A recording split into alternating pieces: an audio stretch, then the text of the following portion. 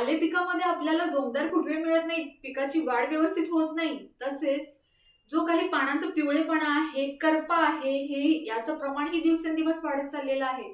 तर मग काळजी कशाला करताय? याच्यावरती एकच उपाय म्हणजे जेप्स ॲग्रोटेक सांगली यांची उत्पादन आपल्याला वापरायचे आहेत.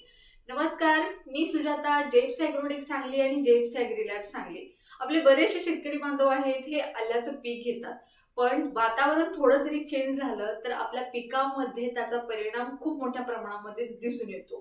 तर आपलं पीक जे आहे या पिकाची आंतरिक वाढ होत नाही, तसेच पानाचा पिवळेपणा आहे तो दिवसेंदिवस वाढत चाललेला आहे, करपाचं प्रमाण आहे तेही वाढत आहे. तर याच्यावरती उपाययोजना म्हणजे काय, तर जेप्स ॲग्रोटेक सांगली यांची उत्पादनं.